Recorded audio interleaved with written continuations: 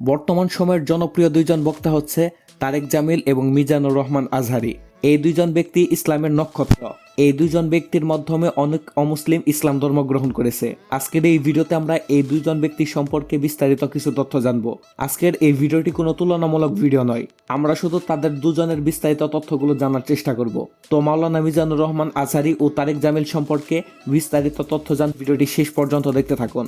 এবং আপনি যদি চ্যানেলটিতে নতুন হয়ে থাকেন তো অবশ্যই চ্যানেলটিকে সাবস্ক্রাইব করে পাশে থাকা বেল আইকনটি বাজিয়ে দিন। তো চলুন কথা না বাড়িয়ে মূল ভিডিওতে চলে যাই। প্রথমে মিজানুর রহমান আজহারি দিয়ে শুরু করা যাক।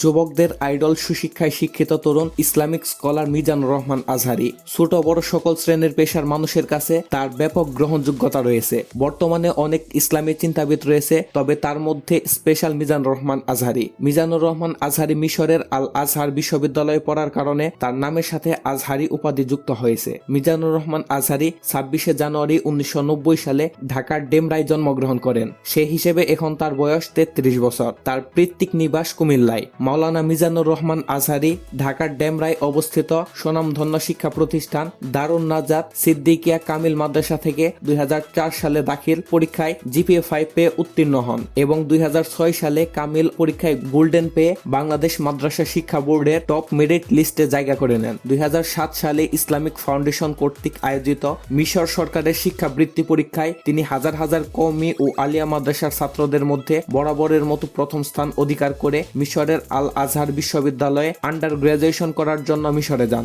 সেখান থেকে তিনি ডিপার্টমেন্ট অফ তাফসির অ্যান্ড কুরআন সায়েন্স হতে 2012 সালে 80 পয়েন্টস জিপিএ নিয়ে অনার্সে উত্তীর্ণ হন। মিশরের 5 বছর শিক্ষা জীবন অতিবাহিত করার পর তিনি গার্ডেন অফ নলেজ খ্যাত মালয়েশিয়ার ইন্টারন্যাশনাল ইসলামিক ইউনিভার্সিটি থেকে পোস্ট গ্রাজুয়েশন ও এমফিল এবং পিএইচডি করার সিদ্ধান্ত নেন। 2013 সালে তিনি মালয়েশিয়ায় গমন করেন। তো বিশ্ববিদ্যালয়ের department of Quran and Sunnah studies থেকে তিনি 2016 সালের মধ্যে পোস্ট গ্রাজুয়েশন এবং এমফিল শেষ করেন। মাস্টার্স এ তার সিজিপিএ ছিল 3.82 আউট অফ 4 পয়েন্ট। এমফিলে তার গবেষণার বিষয়বস্তু ছিল human embryology in the holy Quran. তারপর তিনি একই বিশ্ববিদ্যালয়ে পিএইচডি ক্যান্ডিডেট হিসেবে মনোনীত হন। Human behavioural characteristics in the holy Quran and analytical study এর উপরে তিনি বর্তমানে পিএইচডি গবেষণা করছেন। তার এমফিল এবং পিএইচডি গবেষণার মধ্যে ছিল ইংরেজি। এছাড়াও তিনি আইএলটিএস পরীক্ষায় অংশগ্রহণ করে overall 7.5 out of 9 brand score এবং স্পিকিং সেকশনেও 7.5 ব্র্যান্ড স্কোর অর্জন করেন। আমরা তার শিক্ষা জীবনের দিকে তাকালেই অনুমান করতে পারি তিনি সুশিক্ষিত একজন মানুষ। মিজানুর রহমান আজহারি নম্র, ভদ্র ও উদার মনের একজন মানুষ। হিংসা, বিদ্বেষ ও অহংকারের ছিটে ফোটাও নেই তার মাঝে। তিনি কখনো কাউকে আঘাত দিয়ে কথা বলেন না। তিনি মুসলিম উম্মাহের ঐক্যে বিশ্বাসী। তিনি মনে করেন মুসলিম উম্মাহ ঐক্যবদ্ধ হয়ে কাজ করলে ইসলামের শত্রুরা কখনোই ইসলামের ক্ষতি করতে পারবে না। ইসলামের মধ্যে থেকেও নিজেকে যে স্মার্ট ভাবে উপস্থাপন করা যায় তা মিজানুর রহমান আজহারিকে দেখলেই বুঝতে পারবেন। বর্তমান সময়ের যুবকরা তাকে খুবই পছন্দ করে। তার তাফসির মাহফিলে যুবকদের গণস্রোত দেখা যায়। তিনিও যুবকদের খুবই পছন্দ করেন এবং তাফসির মাহফিলে তিনি যুবকদেরকে ভালো পথে চলার আহ্বান করেন। তিনি বিশ্বাস করেন যুবকরা ভালো পথে চললে ও ইসলামের সাথে থাকলে এগিয়ে যাবে একটি দেশ, সুন্দর হবে একটি সমাজ। আল্লাহর রহমতে তিনি দেখতে যেমন সুন্দর, তেমনি আল্লাহ তাআলা তাকে দিয়েছেন সুমধুর কণ্ঠস্বর। আমাদের প্রভু সেই সাথে তিনি সুশিক্ষায় শিক্ষিত। এই জন্য আমরা তাকে একজন পরিপূর্ণ মানুষ বললেও ভুল হবে না। এক কথায় আপনি তাকে অলরাউন্ডার বলতে পারেন। তার সুমিষ্ট এবং জ্ঞানমূলক আলোচনা শুনে সব শ্রেণীর মানুষ মুগ্ধ। খুব অল্প সময়ে কোরআন হাদিসের সহজ সাবলীল ভাবে আলোচনা করে লাখো মানুষের মনে জায়গা করে নিয়েছেন তিনি 2019 সালে প্রায় 15,000 তাফসির মাহফিলের দাওয়াত পেয়েছেন। তিনি যখন বাংলাদেশে ছিলেন তখন তাকে ইনভাইটেশনের জন্য রীতিমতো শিডিউল দিতে হয়েছিল। তিনি বাংলা ভাষার পাশাপাশি আরবি ও ইংরেজি ভাষায় খুবই দক্ষ।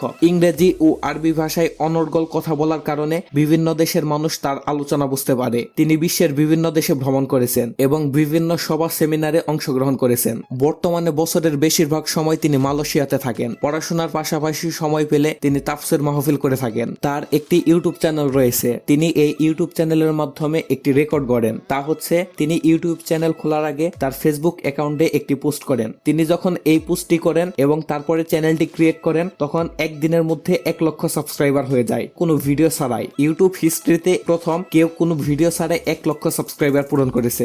বর্তমানে তার ইউটিউব চ্যানেলে প্রায় 24 লক্ষ সাবস্ক্রাইবার রয়েছে।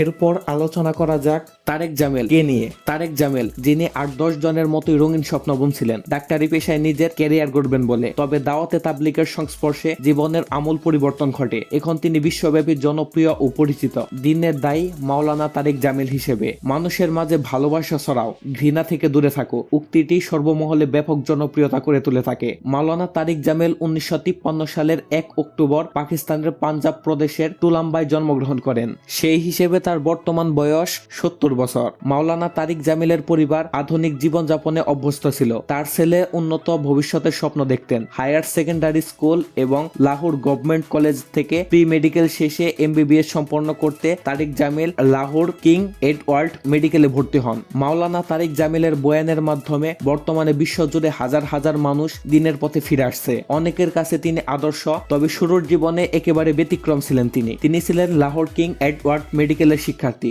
অন্য 10 জনের মতোই খেলাধুলা, আনন্দ, উৎসব, সিনেমা, মুভি দেখতেন, বন্ধুদের সঙ্গে আড্ডায় মেতে ওঠেন। একজন সাধারণ মেডিকেল শিক্ষার্থী ও তার জীবনে কোনো পার্থক্য ছিল না। মেডিকেল পড়াশোনার সময়ে পরিবর্তন আসে তার জীবনে। এক সময় এক বন্ধুর মাধ্যমে তাবলীগের সংস্পর্শে আসেন তিনি। এরপর ধীরে ধীরে পরিবর্তন ঘটে তার জীবনে। সিটি 44 ইউকে নামে একটি সংবাদ মাধ্যমকে দেওয়া সাক্ষাৎকারে মাওলানা তারিক জামিল বলেন, আমি দিনী পরিবেশে বেড়ে ওঠিনি। জুনায়েদ জামশেদের মতো আমিও এক সময় গান গাইতাম, সিনেমা দেখতাম। আমার এক স্কুল ফ্রেন্ড ছিল যে তাবলীগ করত। সে আমাকে এক প্রকার জোর করেই 3 দিনের জন্য তাবলীগে নিয়ে যায়। সেখান থেকে মূলত আমার মনে হলো ডাক্তার নয়, আমাকে তাবলীগ করতে হবে, মানুষের কাছে ইসলামের বাণী ছড়িয়ে দিতে হবে। এরপর আমি মাদ্রাসায় ভর্তি হয়ে যাই। 1971 সালে মেডিকেল কলেজ ছেড়ে তিনি লাহোরের জামিয়া আরাবিয়া রাই বেন্ডে পড়াশোনা করতে চান, কিন্তু তার বাবা ছেলের ডাক্তারি জীবন ছেড়ে ধর্মীয় শিক্ষার বিরোধিতা করেন। এ কারণে তখন তিনি জামিয়া রুশেদিয়া শাহিওয়ালে ভর্তি হন। পরবর্তীতে তার বাবা ধর্মীয় শিক্ষার বিষয়টি মেনে নিয়ে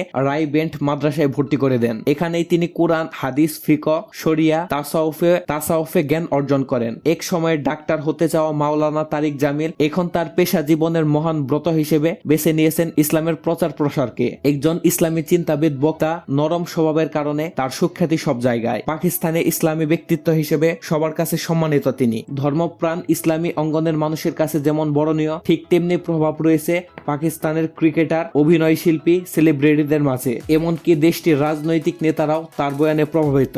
পাকিস্তানের সাবেক প্রধানমন্ত্রী তাকে অনেক শ্রদ্ধার চোখে দেখেন। তিনি ক্ষমতায় থাকাকালীন প্রধানমন্ত্রীর সরকারি বাসভবনে এক অনুষ্ঠানে মাওলানার মাধ্যমে দোয়া পরিচালনা করেন। পাকিস্তানের সেলিব্রিটিদের অনেকেই ধর্মের পথে ফিরে এসেছেন তার সংস্পর্শে এসে। এ তালিকায় প্রথমে উঠে আসে এক সময়ের পপ সিঙ্গার ও পরবর্তী সময়ের জনপ্রিয় ইসলামী সঙ্গীত শিল্পী জুনায়েদ জামশেদের নাম। এছাড়াও মাওলানার সংস্পর্শে ধর্মের শান্তি খুঁজেছেন দেশটির সাবেক ক্রিকেটার মোহাম্মদ ইউসুফ, ইনজামামুল হক, সাকলাইন মুস্তাক, সালিম মালিক সহ আরো অনেকে। পাকিস্তান সুবিদ জগতে অশ্লীলতাকে ব্রত করে নেয়া অভিনেত্রী ভিনা মালিকও দিন ধর্মের প্রতি শ্রদ্ধাশীল হয়ে ওঠেন মাওলানার কথায় প্রভাবিত হয়ে। পাকিস্তান সুবিজ অঙ্গনের অনেকে অভিনেতা অভিনেত্রীও নিয়মিত যোগাযোগ রাখেন মাওলানার সঙ্গে। সম্প্রতি ফিরোজ খান নামে দেশটির জনপ্রিয় এক অভিনেতারও তার সংস্পর্শে সুবিদ জগৎ ছেড়ে ধর্মের পথে ফিরে আসার ঘোষণা দেন। ভারতের বলিউড অভিনেতা আমির খানও মাওলানা তারিক জামিলের মাধ্যমে প্রভাবিত। 2012 সালে মাওলানার সঙ্গে এক হজের সফরে সাক্ষাৎ হয় আমির খানের। মাওলানার সঙ্গে সাক্ষাতের সময় আমির খান স্বভাবতই কিছুটা ভয়ে ছিলেন। হয়তোবা তারিক জামিল তাকে সুবিজ ছেড়ে তাৎক্ষণিক দিনের পথে ফিরে আসার দাওয়াত দেবেন। কিন্তু মাওলানা 1960 থেকে 1972 সালে বলিউডে মুভি নিয়ে বিভিন্ন কথা বলেন। এভাবে তাদের মাঝে ভাব জমলে মাওলানা তাকে হজের পদ্ধতি বিষয়ে শিক্ষা দেন। মাওলানা তারিক জামিল মানুষের কাছে ইসলামের বাণী প্রচারের পাশাপাশি সমাজসেবা ও শিক্ষায় অবদানের অংশ হিসেবে মাওলানা তারিক জামিল ফাউন্ডেশন, জামিয়া আল হুসানিয়া মাদ্রাসা ও মিম একাডেমি প্রতিষ্ঠা করেছেন। 2021 সালে তিনি MTJ ব্র্যান্ড নামে একটি কাপড় ব্যবসা প্রতিষ্ঠা করেন। এই প্রতিষ্ঠানের লাভের অংশ তিনি মানব সেবায় ব্যয় করেন। 2013 সালে জর্ডানের রয়্যাল আল বাইত ইনস্টিটিউট থেকে ফর ইসলামিক থট কর্তৃক বিশ্বের 500 জন প্রভাবশালী মুসলিম ব্যক্তির মধ্যে একজন নির্বাচিত হন মাওলানা তারিক জামিল। এছাড়াও মাওলানা তারিক জামিল বিশ্বের সবচেয়ে প্রভাবশালী 500 মুসলিমদের তালিকায় সবসময় শীর্ষ 50-এর অন্তর্ভুক্ত। 2020 ও 2021 সালে ধর্মীয় ক্ষেত্রে অবদানের জন্য তিনি পাকিস্তানের প্রাইড অফ পারফরম্যান্স পুরস্কার পেয়েছেন। তো মাওলানা তারিক জামিল এবং মিজানুর রহমান আজহারির মধ্যে আপনার কাকে সবচেয়ে বেশি পছন্দ তা অবশ্যই কমেন্ট করে জানাবেন, এবং ভিডিওটি ভালো লাগলে ভিডিওতে একটি লাইক দিয়ে অবশ্যই চ্যানেলটিকে সাবস্ক্রাইব করবেন। অবশেষে আপনাদের কাছে একটি ছোট্ট অনুরোধ থাকবে 5 ওয়াক্ত নামাজ আদায় করার, কারণ নামাজ হচ্ছে বেহেশতের চাবি। তো ভালো থাকবেন, সুস্থ থাকবেন, আল্লাহ হাফেজ।